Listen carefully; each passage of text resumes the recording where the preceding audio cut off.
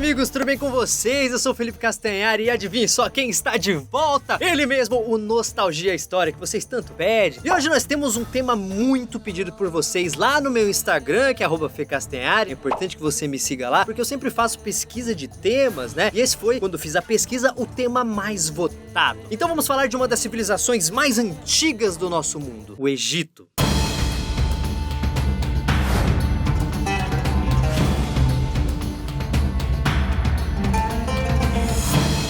Todo mundo conhece algum elemento da cultura egípcia? Tem múmias, pirâmides, deuses com cabeças de animais, faraós, e tudo isso é muito da hora sim, mas você conhece a história do Egito? Como eles surgiram? Como as pirâmides foram construídas? No que eles acreditavam? Acredite, galera, a história do Antigo Egito é incrível. Ela é repleta de batalhas e tretas políticas, tem guerras, invasões de outros povos e está recheada de personagens famosos. Temos Cleópatra, Tutankhamon, Ramsés, isso pensando só nos figurões, né, egípcios. Se a gente falar de gente que não nasceu no Egito, mas passou por ali, temos Alexandre o Grande e também, é claro, Júlio César, mano, olha o tamanho dessa saga. E claro, nós temos um dos maiores rios do planeta e um dos personagens principais dessa saga. Eu estou falando, é claro, do rio Nilo. Porém, nossa história não começa exatamente no Nilo, mas sim nas areias em volta dele, o famoso deserto do Saara. Mas antes de fazer essa viagem, eu gostaria de agradecer a todos que estão assistindo a playlist dos vídeos de história, todos que me encontram pessoalmente, né, pra elogiar, seja pra falar que eles ajudaram com sua nota na escola ou pra passar no vestibular. De verdade, galera, de coração,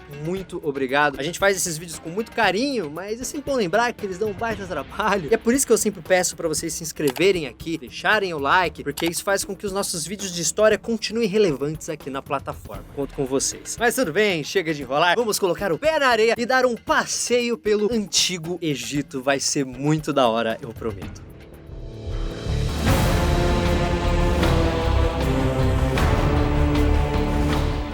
A história do Egito começa muito antes das pirâmides e dos faraós. Na verdade, para contar a história do Egito, a gente precisa voltar até a pré-história, quando aconteceu algo que mudou para sempre a relação do ser humano com o seu planeta. Eu estou falando da Revolução Agrícola, que assim, ó, quando o ser humano começou a dominar o planeta, as tribos eram nômades. Nômades é os que ficam andando. Os caras ficavam numa região caçando e coletando frutos. Quando a comida acabava, a tribo ia procurar outro lugar para viver. Só que mais ou menos 12 mil anos atrás, o homem começou a aprender a plantar e domesticar animais. Galera, sério, isso mudou tudo. Pensa comigo, se você está cultivando o seu próprio alimento, você não precisa mais ficar andando pra lá e pra cá atrás de comida. Com a Revolução Agrícola surgiram as primeiras vilas da história. Isso rolou, claro, no mundo inteiro ao decorrer de vários anos. Só que o que importa pra gente é a galera que estava lá no norte da África, mais precisamente no deserto do Saara.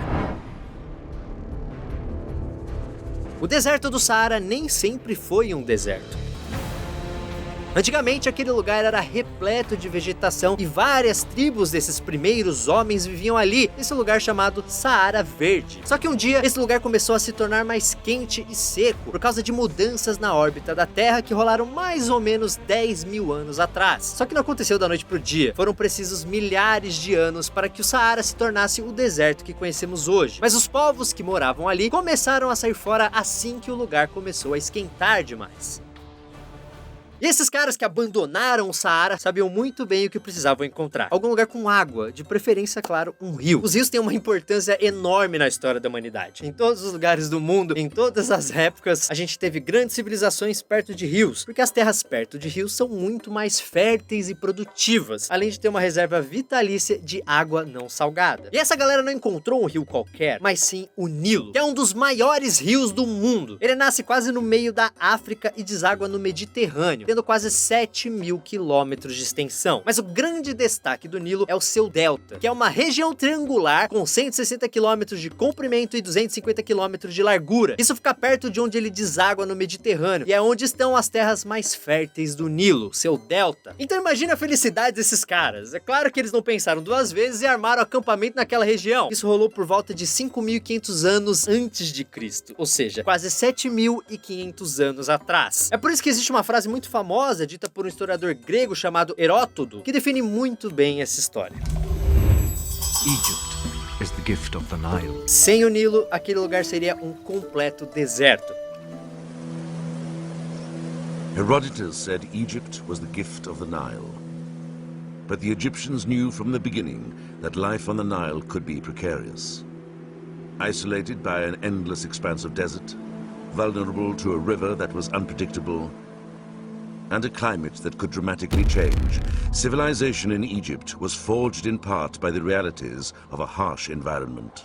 Agora, essa galera que migrou do Saara não era um único povo, eram vários povos e cada um escolheu um lugar perto do Nilo para viver. Só que, obviamente, logo eles começaram a brigar pelas melhores terras da região. Sim, meus amigos, a humanidade já tretava naquela época. O controle daquela região mudava o tempo todo. Entre os anos 4000 e 3000 a.C., aquele local já tinha várias cidades que não paravam de crescer. Isso é fundamental para entender a formação do Império Egípcio. Várias dessas cidades começaram a fazer alianças porque estavam na mesma região e porque os povos desses lugares acreditavam que descendiam de um mesmo antepassado místico. Essas alianças começaram a formar espécies de províncias chamadas de nomos. Vocês lembram dos nomos na escola? Cada nomo tinha suas leis, seus costumes e seus deuses preferidos. E claro, cada um tinha o seu chefe, que era chamado de nomarca. Veja bem, não é monarca, é nomarca. Como muitas vezes o povo achava que o nomarca tinha sido escolhido pelos deuses para governar o lugar, esse cara ganhava status de rei, general e juiz. Mas Castanhari, eu me lembro dos faraós. Onde que eles entram nessa história? Eu quero ver os faraós. Bem, esses nomos foram entrando em guerra e fazendo aliança uns com os outros. E o resultado disso é que os vários nomos se uniram em dois reinos. O reino do Baixo Egito e o reino do Alto Egito. Isso é um negócio que confunde muita gente na escola. O Egito tem essas duas regiões, só que se a gente olhar o mapa, vai achar que tem alguma coisa errada. Porque o Baixo Egito fica no alto e o Alto Egito fica embaixo. E não é pra virar um mapa de ponta cabeça. Esse negócio de alto e baixo tem a ver com o Nilo. O Alto Egito fica no sul, mais perto da nascente do rio, ou seja, é um terreno mais alto. E aí, conforme a altitude do solo vai diminuindo e o rio vai em direção ao Mediterrâneo, a gente chega no Baixo Egito. Só que, como eu disse, isso não era ainda o Império Egípcio, e sim um monte de gente que vivia quebrando o pau entre si. Essa história só mudou por volta do ano 3100 a.C., ou pelo menos é isso que diz a versão mais conhecida da história do Egito.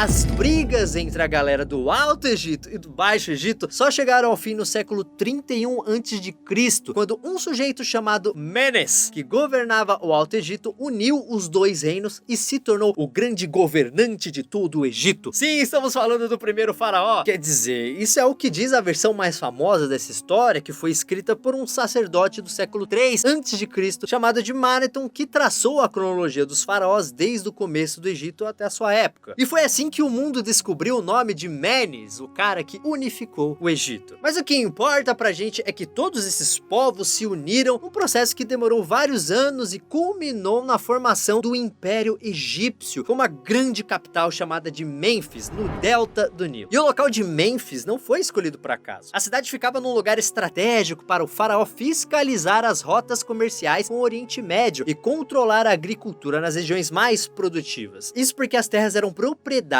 do governo. Aliás, é legal explicar como funcionava o sistema de trabalho no Egito. Os egípcios eram obrigados a trabalhar nos campos e em obras públicas do Estado. Só que aí tem um lance muito importante. Eles eram obrigados a trabalhar, mas não eram escravos. Isso é um sistema de trabalho conhecido como servidão coletiva. E como todo o comércio interno dos caras era feito na base da troca, a galera que trabalhava no campo ficava com uma parte dos cereais que produzia, que era basicamente trigo e cevada. Sim, cevada. Sabe aquela cervejinha que você ou seu pai gosta de tomar no final de semana? Pois é, foram os egípcios que inventaram isso. Mas é claro que a maior parte da produção ia mesmo para o faraó. Esses cereais ficavam estocados nos celeiros reais e alimentavam os artesãos e os funcionários do governo. Só que eles também serviam como reserva para alimentar o povo no caso de acontecer algum problema na produção. E como a agricultura estava totalmente ligada ao Nilo, era o rio que determinava a rotina do Egito. Os caras tinham praticamente 3 estações do ano, que não tinham nada a ver com o nosso verão e inverno, mas sim com o que acontecia com o rio. A primeira delas rolava de julho a outubro, junto com as cheias do Nilo, quando as águas do rio invadiam reservatórios e canais de irrigação e inundavam todas as terras usadas para a plantação. Em novembro, essa água baixava e os egípcios ficavam até fevereiro semeando os campos. Aí, entre março e junho, era a época da colheita. Mas isso não quer dizer que os egípcios eram uma galera pacífica, passava o ano inteiro, só plantando. Os caras faziam várias expedições militares na África, atacando povos como os núbios e líbios, sempre em busca de mais recursos. E foi assim, plantando durante o dia e à atacando os vizinhos durante a noite, que o Egito começou a acumular cada vez mais riquezas. Isso fica claro nos túmulos desses primeiros faraós, que eram construções enormes chamadas de mastabas. Ou seja, muito antes das pirâmides já rolava aquele lance de faraó ostentação. Aliás, todo mundo sabe que é impossível falar do Egito sem pensar na figura do faraó. Mas para entender o faraó, a gente precisa falar da religião egípcia, que é muito da hora.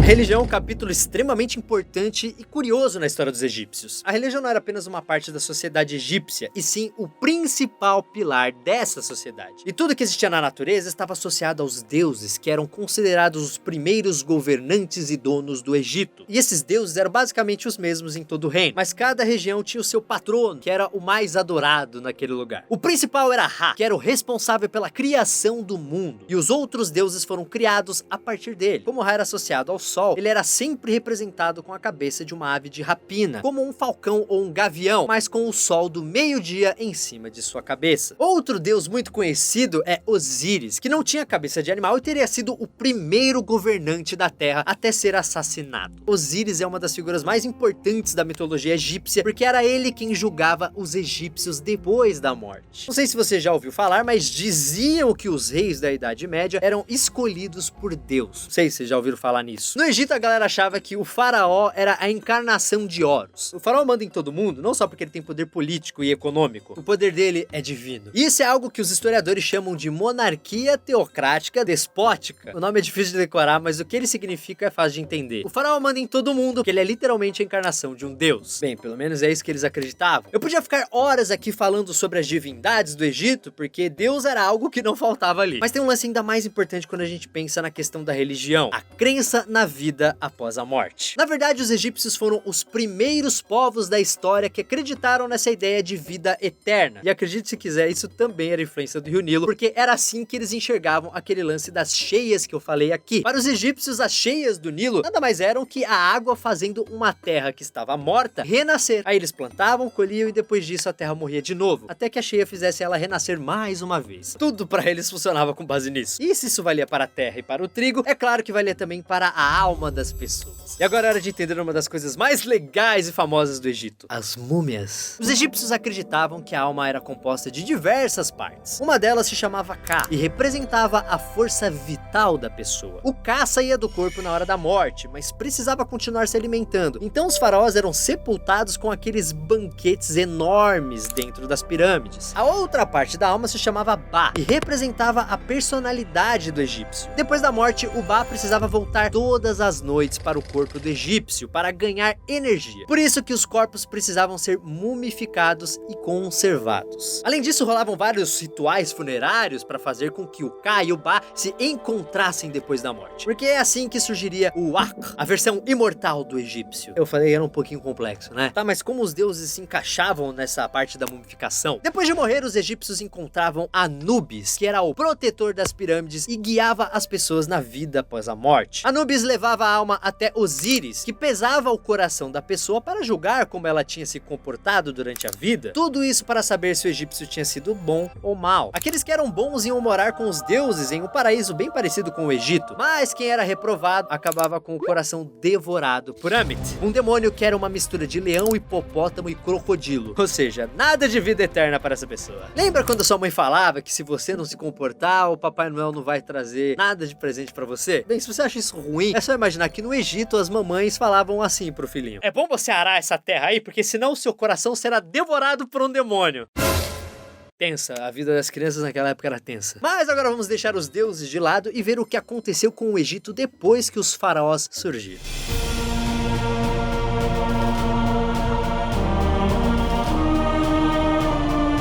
Menes, ou Narmer, foi o primeiro faraó do Egito. Aí depois dele veio Horus Ra, e depois...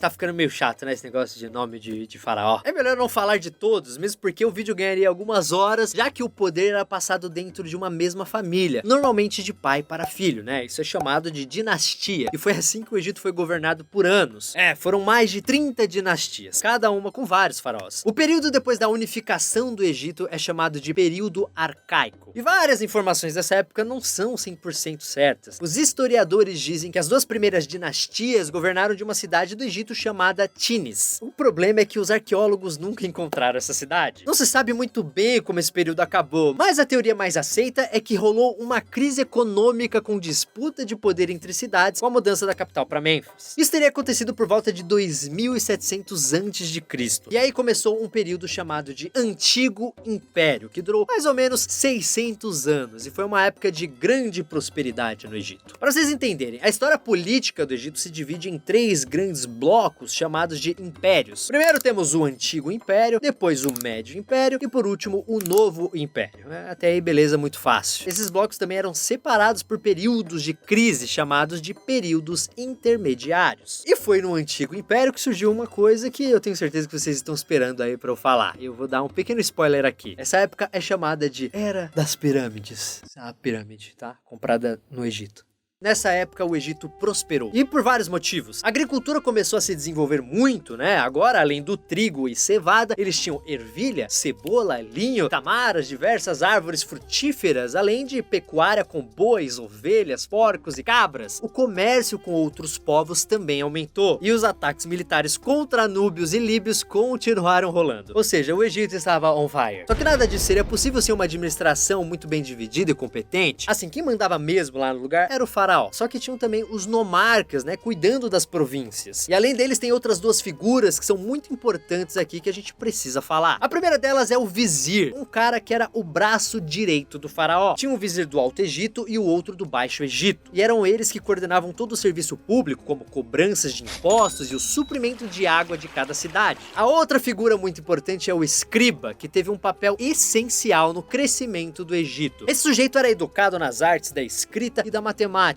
E essa escrita era aquela combinação de símbolos e desenhos chamada de hieróglifos. O papel do escriba era documentar tudo o que acontecia na administração do império. E era tudo mesmo, desde as colheitas até transações comerciais. Esse cara era tão importante que era considerado parte da corte real. Então ele não pagava impostos, nem podia ser recrutado pelo exército. Aliás, o cargo era tão bom que normalmente passava de pai para filho. Então, com essa administração funcionando e a alta produtividade agrícola, o Egito ficou enorme e cheio de riquezas. E aí voltamos para o lance da religião, né? Como eu disse aqui, aquele negócio de vida após a morte era tipo a paixão nacional dos caras. Então os faraós aproveitaram que estavam cheios de recursos e começaram a bancar monumentos enormes só para isso. Vocês se lembram que eu falei que as primeiras tumbas dos faraós eram chamadas de mastabas? Bom, o primeiro faraó do Antigo Império, um cara chamado Djoser, achou que aquilo era pequeno demais para ele e decidiu construir um monumento que tinha 6 mastabas, uma em cima da outra. Foi assim que surgiu a primeira pirâmide da história, que foi inclusive projetada pelo vizir do Djoser, um cara chamado Imhotep. Sim, é aquele mesmo. O Djoser lançou moda, porque quase todo faraó que apareceu depois dele queria uma pirâmide para chamar de sua. Mas a coisa ficou séria mesmo na 4ª dinastia, quando o faraó chamado Kelps construiu a grande pirâmide de Gizé, que é uma daquelas que ainda existe até hoje. Aliás, ela é a única das 7 maravilhas do mundo antigo que ainda está de pé. É importante que vocês entendam uma coisa, o conhecimento dos caras era tão avançado em matemática, física, engenharia e até mesmo em astronomia, que era o suficiente para construir esses monumentos imponentes como as pirâmides. Agora, não é porque os caras manjavam dos paranauês da construção civil que construir as pirâmides foi algo extremamente fácil. Só na pirâmide de Kelps, né, que é a maior delas, foram usados mais de 2 milhões de blocos de pedra. A maior parte desses blocos pesava 2,5 toneladas, mas alguns deles, tipo os que eram usados na Câmara do Rei, chegavam a pesar 80 toneladas. More than 4,500 years ago, about 100,000 workers painstakingly stacked up 2 million limestone blocks over 20 years to create a pyramid with a precise 51 degrees slope on 4 sides.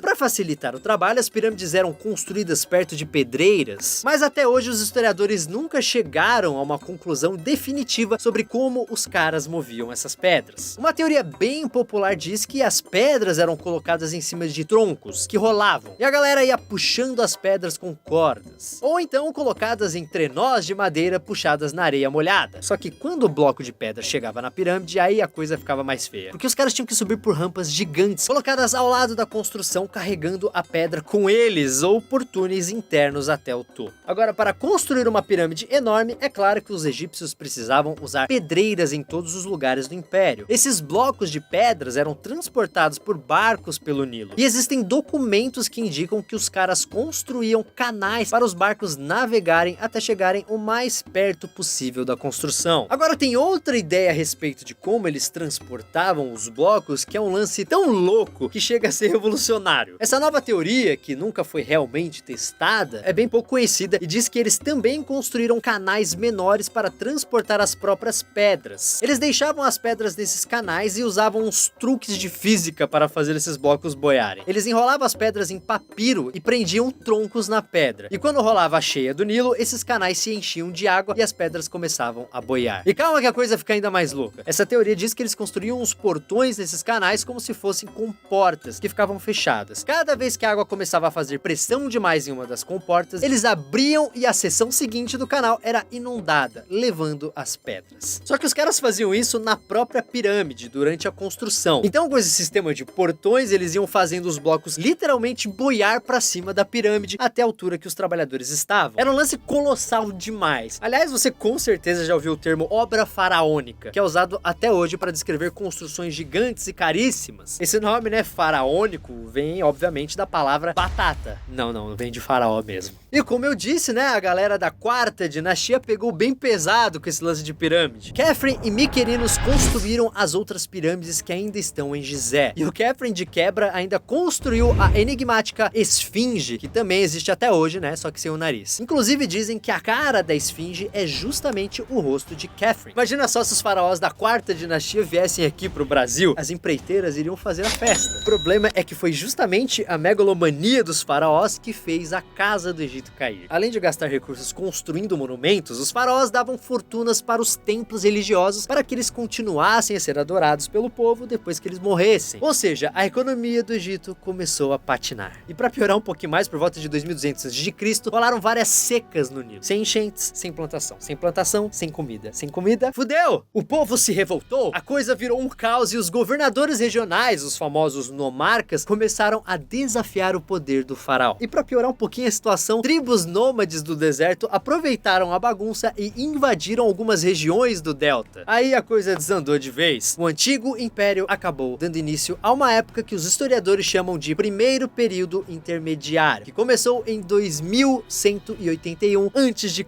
e durou pouco mais de 100 anos. Nessa época, os nomarcas, com cada vez mais poder, começaram a brigar entre si. E o faraó ali, sentado no trono, sem riqueza nenhuma e sem apitar em nada. Agora tem uma coisa engraçada. Como os nomarcas deixaram de pagar tributos para o faraó, as cidades estavam crescendo e se desenvolvendo cada vez mais. Com todos esses líderes regionais brigando e fazendo alianças, chegou um momento onde existia mais uma vez dois grandes grupos no Egito. Um controlando o Alto Egito e o outro mandando no Baixo Egito. Em outras palavras, o Egito tinha voltado para a estaca zero. E é claro que uma hora essa história ia virar briga. E quando isso rolou, a galera do Alto Egito deu um coro no pessoal do Baixo Egito e assumiu de vez o controle do reino.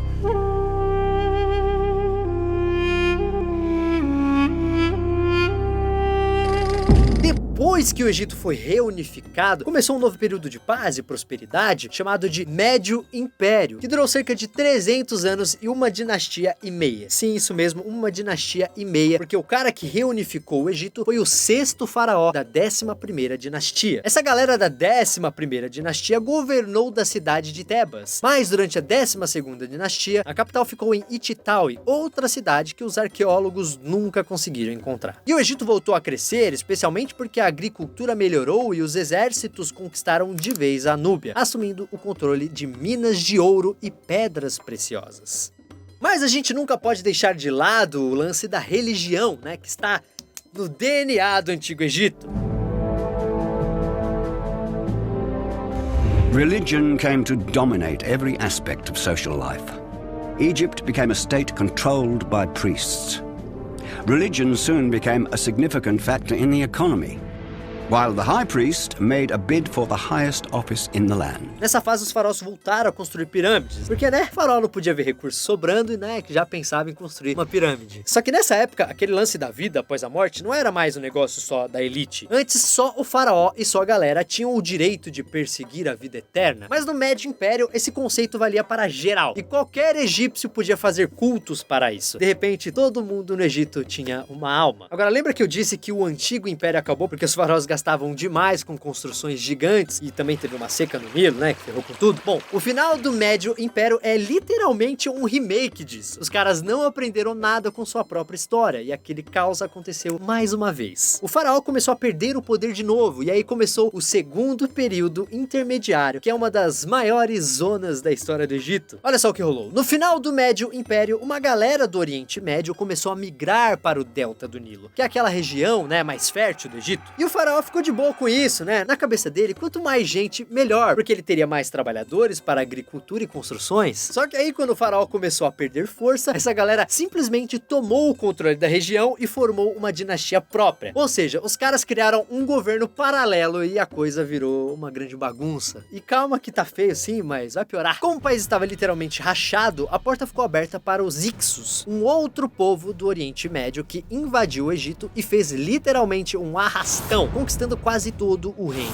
especialmente as terras daqueles colonos do delta. Their soldiers used the lethal composite bow. Made from wood and buffalo horn, it outperforms the simple Egyptian bow in both range and killing power. Os Hicsos começaram a se comportar como faraós e também criaram sua própria dinastia. E como eles eram aliados dos núbios, né, que ficavam no sul do Egito, o governo egípcio ficou encurralado e o faraó tinha até mesmo que pagar tributos para os Hicsos. Esse domínio dos Hicsos durou uns 200 anos e esses caras foram responsáveis por vários avanços militares do Egito. O mais importante foram as carruagens de guerra. Os egípcios nunca tinham visto um cavalo na vida, só que foi com os Hicsos que eles conheceram esse veículo de combate que depois se tornaria quase que uma marca registrada do Egito. Mas, infelizmente, os egípcios tiveram que esperar bastante tempo para expulsar os invasores. Isso só rolou com Amoses, o primeiro faraó da 18ª dinastia, que conquistou Avares, né, a capital dos Hicsos, dentro do Egito. Só que o Amoses não parou por aí e foi avançando cada vez mais para dentro do Oriente Médio. Assim, com o reino na mão dos egípcios, de novo, começou um dos períodos mais famosos da história do Egito, o Novo Império.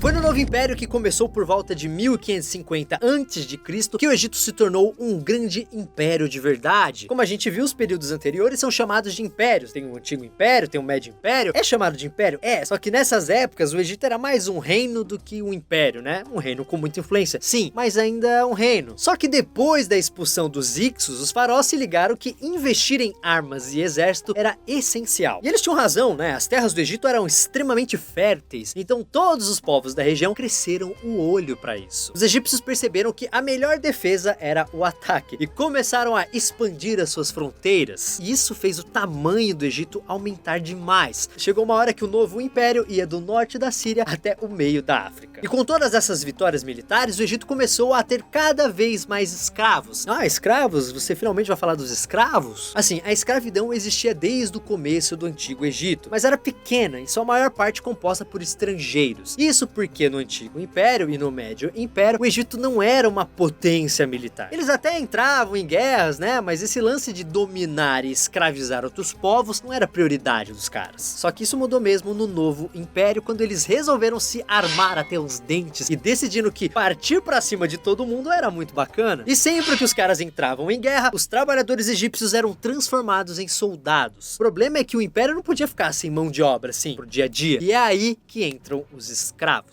Eles eram prisioneiros de guerra ou até mesmo parte do tributo pago por um povo derrotado em uma guerra. E eram os escravos, claro, que faziam o trabalho mais pesado do Egito, trampando em tudo que é serviço, especialmente nos projetos de construção, que eram os mais pesados. E quando a gente pensa em construção, é claro que estamos falando também de monumentos religiosos. E um dos monumentos mais famosos, né, começou na 18ª dinastia, que foi a primeira, né, do Novo Império, e se chamava a grande e majestosa necrópole dos milhões de anos do faraó Vida Força segurança e saúde a oeste de Tebas. Esse era o nome. Você vê que os caras eram megalomaníacos até na hora de batizar monumento. Bom, essa grande e majestosa necrópole dos milhões de anos e blá blá blá blá blá é conhecida hoje como Vale dos Reis. Muito mais fácil esse nome. E foi um dos maiores achados arqueológicos de todos os tempos. Isso é um vale que fica colado no rio Nilo e que começou a ser usado para o enterro de faraós. The Egyptians started to bury their rulers here around 1500 BC. Before that, they'd been buried in pyramids. And they chose this protected valley because they assumed it would be safe from the tomb raiders who'd broken into the pyramids. É tipo um cemitério de faraós com mais de 60 tumbas. Mas aí meio que rola uma propaganda enganosa, porque só umas 20 foram usadas por faraós. O resto era para nobres e membros das famílias reais. Mas daqui a pouco a gente volta para esse vale. O novo império durou uns 500 anos e 3 dinastias. Agora se liga, na primeira dessas dinastias, a religião do Egito quase mudou completamente quando o faraó Amenófis IV subiu ao trono e resolveu causar. Vou causar! Ele decretou que a partir daquele momento a divindade suprema do Egito seria o deus Aton, que era uma divindade pouco conhecida da cidade de Amarna, e só esse deus podia ser adorado agora. Só pode esse. Ele chegou até a mudar o nome dele para Akhenaton, que significa o esplendor de Aton, e construiu uma nova capital do Egito em Amarna, e passou a ser chamada de Akhetaton, que era algo como o horizonte de Aton. There were rich palaces and lavish homes, and at its heart, a vast temple to the sun god, the Aten. Então, de repente, o Egito tinha um deus só. Será que esse faraó era tão fanático assim por esse deus? Na verdade, dizem que essa decisão não teve nada de religiosa. Porque assim, os sacerdotes tinham muito poder no Egito. Imagine só, o povo era extremamente devotado, né, aos deuses, e o faraó era visto como um deus. Então, claro que os sacerdotes, né, os caras que divulgavam a religião, os caras que eram servos de Deus, né, é óbvio que esses caras também iam ter muito poder. Muitas vezes disputando, inclusive, com o faraó. Por isso, muitos historiadores acham que o Amenófis IV fez isso para diminuir o poder político dos sacerdotes do deus Amon, da cidade de Tebas, né, que dominava a religião e estava ganhando cada vez mais seguidores. Destroying the old was his political program, and it made sense. Because by overthrowing the ancient religion, he was also able to destroy the ever-growing influence of the priests. Mas a coisa não deu muito certo. Depois da morte de Amenófis IV, o Egito voltou a ter aquela multidão de deuses e os sacerdotes de Tebas receberam seu poder de volta. E o faraó que começou a recolocar a religião nos trilhos foi o próprio filho do Amenófis, um cara que você provavelmente já deve ter ouvido falar, Tutankhamon. O Tutankhamon é um dos faraós mais famosos, né, mesmo tendo morrido com apenas 19 anos de idade. Tutankhamun eventually succeeded Akhenaten at about 9 years old, inheriting an empire in disarray. Soon Tutankhaten embraced the gods of his forefathers, even having himself depicted in their image.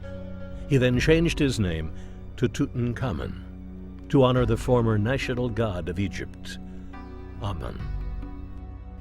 The boy king would never reach his goals of completely restoring the traditional beliefs, for he died unexpectedly at about 19 years of age.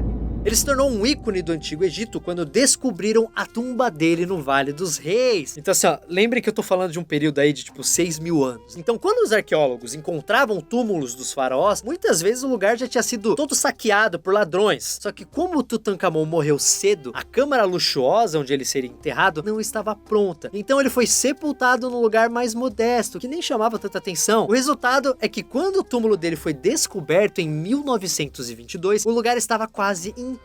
Tinham armas, peças de ouro, tecidos, textos sagrados, mobília e até mesmo uma adaga feita com o metal de um meteorito. Tá vendo só? O Tutankhamon com certeza iria curtir o Nostalgia Ciências.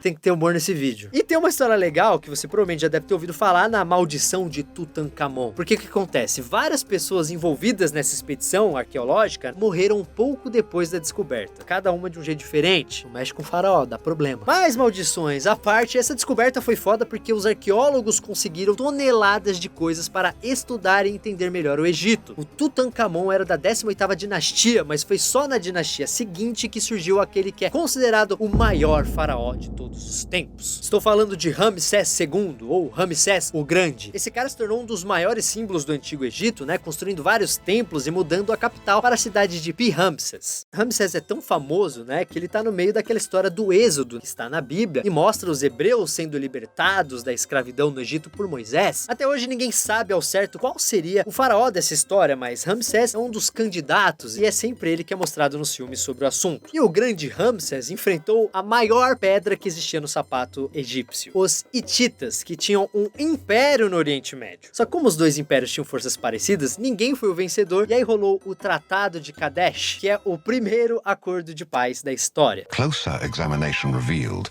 that the text was actually a peace treaty between the pharaoh Ramesses II and Hattusili III of the Hittites, signed after the Battle of Kadesh.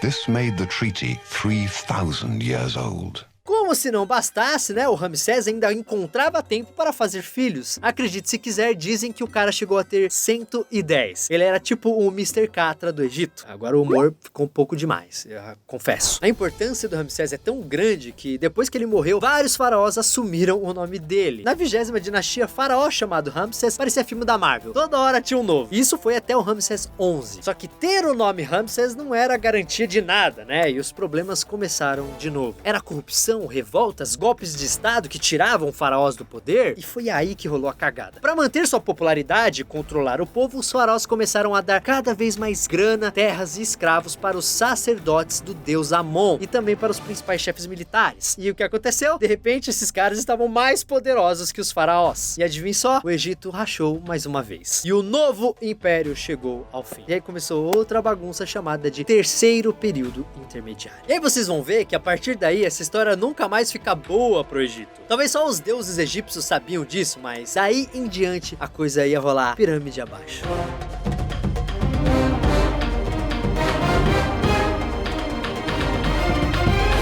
Depois de Ramsés XI, quem subiu ao poder foi um cara chamado Esmendes, que inaugurou a 21ª dinastia e começou a governar da cidade de Tanis. Só que os sacerdotes de Amon, né, aqueles que ficavam em Tebas, olharam para isso e falaram: você pode até ser o faraó, mas fica na boa aí, rapaz, né, no seu trono, e não se mete aqui na conversa dos adultos, tá? Por causa disso, os faraós estavam mandando só no Baixo Egito. Mas de repente nem isso eles tinham mais, porque perto do delta tinham vários líbios morando ali. E é claro que os líderes dos líbios, né, também fundaram sua própria dinastia. Aliás, um conselho: se um dia você virar faraó do Egito, não deixe colonos de outros lugares morando no delta do Nilo. Isso sempre dá merda. Mais uma vez, tinham vários grupos tentando mandar no país. Só que a bagunça acabou da pior maneira possível quando os núbios invadiram o Egito pelo sul. E aí, é claro, eles fundaram sua própria dinastia e começaram a governar o país. Agora, sabe o que é pior? Os problemas do Egito estavam só começando, porque a essa altura, quem estava de olho nas terras férteis do Nilo era o Império Assírio. Então, por volta de 660 a.C.,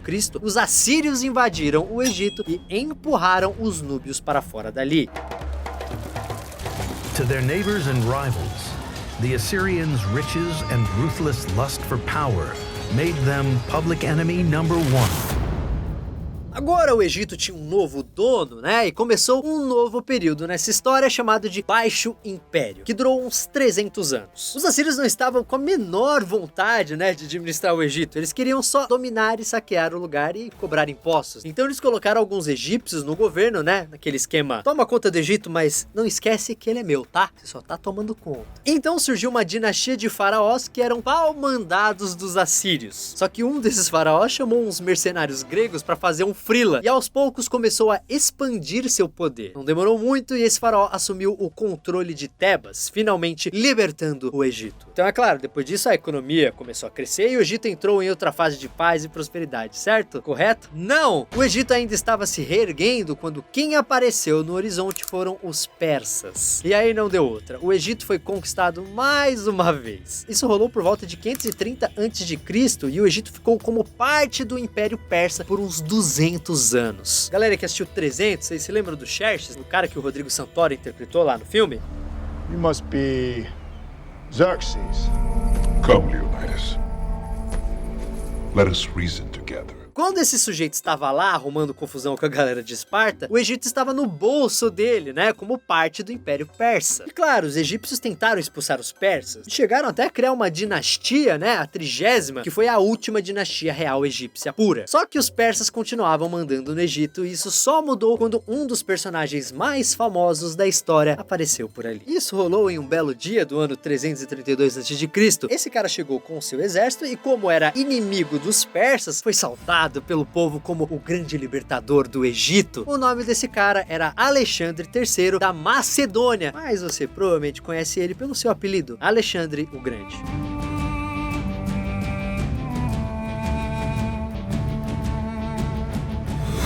Alexandre o Grande é um dos conquistadores mais famosos de todos os tempos e montou um dos maiores impérios do mundo antigo. E é engraçado que esse cara conheceu vários lugares do mundo, só que ele meio que se encontrou ali no Egito. Isso tem a ver, é claro, com o lance dos egípcios terem recebido o cara como um herói, né, que estava ali para colocar os persas para correr. Ele foi até reconhecido como filho do deus Amon-Ra. Egypt hailed Alexander as a liberator from Persian oppression. Welcomed as a ruler, Alexander was crowned Pharaoh of Egypt.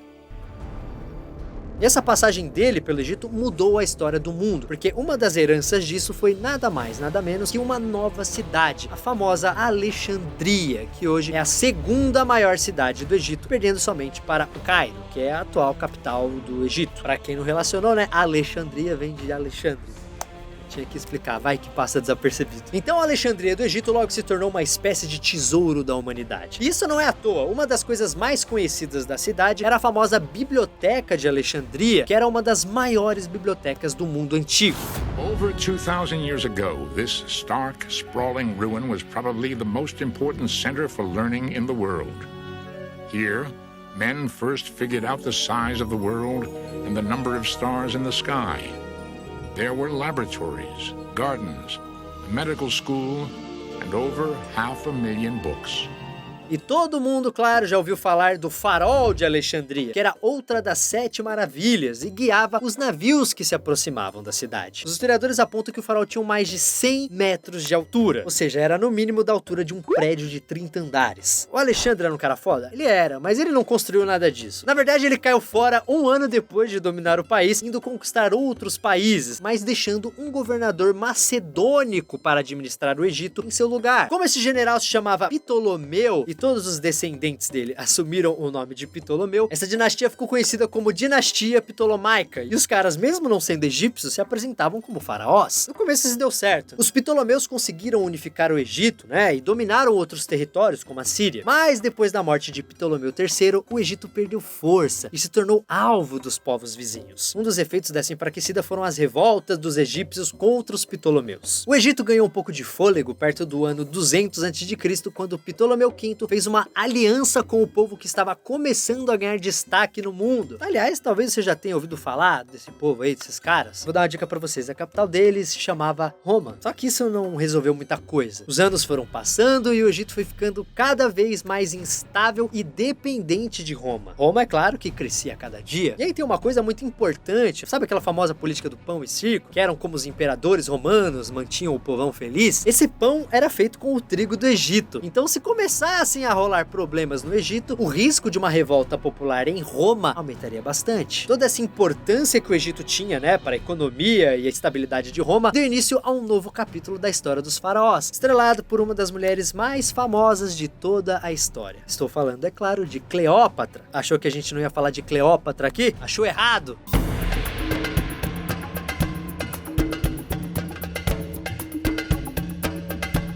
Cleópatra foi a última rainha da dinastia Ptolomaica, né? Aliás, quase todas as mulheres dessa dinastia se chamavam Cleópatra. Então nossa Cleópatra, né? Aquela que todo mundo conhece e aparece em filmes e livros, era na verdade Cleópatra VII. E aqui vale muito a pena a gente parar um pouquinho no tempo e olhar a vida dela com mais atenção, porque isso mostra bem a zona que o Egito estava. Cleópatra era filha de Ptolomeu XII, né? Esse cara teve 6 filhos e, antes de morrer, declarou que os herdeiros do trono seriam Cleópatra e o irmão Ptolomeu XIII. Aí ela assumiu o trono e se casou com o irmão, que pra gente parece uma coisa meio bizarra, mas era comum na vida dos faraós. Só que o problema é que o irmão da Cleópatra só fazia o que os assessores mandavam. E o que aconteceu é que esses assessores convenceram o faraó Ptolomeu XIII a expulsar a Cleópatra do Egito, e ela acabou se refugiando na Síria. Agora, se você acha que na Síria a Cleópatra ficou só dando indireta pro irmão dela nas redes sociais, você está enganado. Ela começou a contratar mercenários e quando finalmente conseguiu montar um exército, voltou ao Egito para mostrar quem mandava ali. Mulherona da porra. Só que enquanto isso estava acontecendo, muita coisa rolou em Roma. Eu não vou entrar aqui em tantos detalhes, né? Mas basicamente os romanos passaram por uma guerra civil que terminou com a vitória de Júlio César, que virou o grande fodão do Império Romano. E o que acontece? A Cleópatra, né, muito da esperta, sabia que a maior chance dela de voltar ao trono era fazendo amizade com Roma. Então ela marcou um encontro secreto com o Júlio César, né, que estava em Alexandria, e esse encontro entrou para a história. Que imagine só, Júlio César recebeu uma mensagem de que a Cleópatra queria dar um presente para ele. Ela já era muito famosa naquela época. Aí ele foi no lugar combinado e apareceram uns caras com um tapete enrolado. O Júlio César deve ter pensado, mano, que bosta, mano. Vim até aqui pra tapete, eu tenho um monte de tapete. Mas aí desenrolaram o tapete e quem saiu de dentro dele foi a própria Cleópatra. Tipo, o presente era ela. Cleópatra já tinha planejado seduzir o Júlio César. Aí, é claro, rolou aquele clima, né? Os dois viraram amantes e o Júlio César determinou que a Cleópatra fosse colocada no trono de novo, ao lado do seu irmão. Só que uma das irmãs da Cleópatra tentou assumir o trono no lugar dela e isso deixou o Júlio César prostituto. A irmã da Cleópatra foi capturada pelos romanos, né? E o seu irmãozinho, Ptolomeu XIII, morreu numa batalha contra os navios de Roma, para a felicidade de Cleusinha, né? Que odiava ele. Sem seu irmão no páreo, ficou fácil. Cleópatra assumiu o trono. Mas ela não podia governar sozinha, então se casou com outro irmão, Ptolomeu XIV, mas continuou amante do Júlio César e teve um filho com ele. Com tudo isso rolando, o Egito continuava independente, mas sob proteção dos irmãos romanos. Aí rolou uma reviravolta digna de roteiro hollywoodiano nessa história toda. Júlio César foi assassinado em Roma e Cleópatra acabou matando seu irmão envenenado, passando assim a governar o Egito sozinha.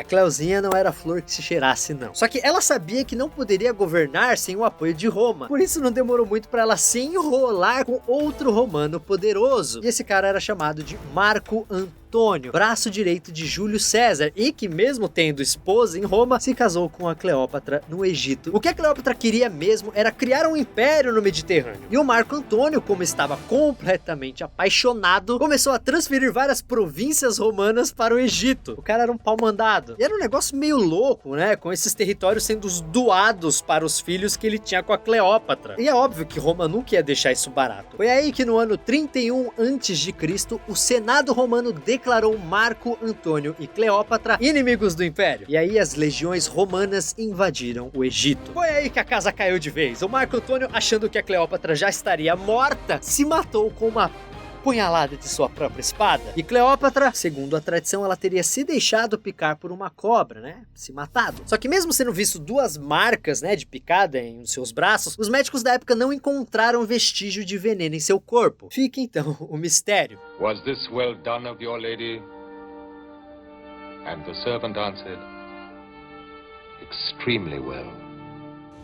E nesse fim trágico de Cleópatra, o Egito passou a ser uma mera província do Império Romano. E isso trouxe a paz ao Egito. Claro, o povo ainda tinha que pagar, né, impostos para Roma, né, mas os romanos acabaram com as revoltas e com os ataques de outros povos da região. Agora, se algum dia você já se perguntou, né, aonde foi que o antigo Egito, né, com seus faraós, deuses e monumentos, aonde que isso tudo foi parar? Quando isso começou a desaparecer? A resposta é a seguinte: na época do Império Romano. Mas isso não muda o fato de que essa história nunca será esquecida. Isso não por causa das pirâmides ou da esfinge que ainda fascinam tanta gente, mas por tudo que eu falei aqui, das intrigas políticas, aos monumentos, das cheias do Nilo, as disputas por poder, tudo isso ainda existe na memória do mundo, nos filmes, desenhos e até mesmo nos jogos. Os egípcios acreditavam na vida após a morte, e talvez eles estivessem certos, afinal, deuses e faraós ainda vivem na imaginação de muita gente, e ainda séculos depois de desaparecer, o antigo Egito continua encantando cada vez mais pessoas.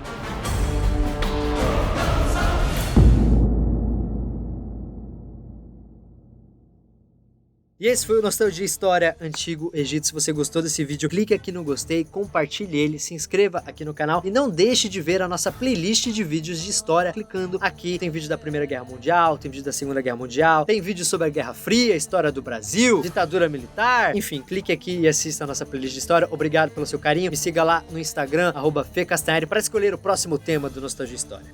Beijo pra vocês, obrigado pela audiência. Valeu!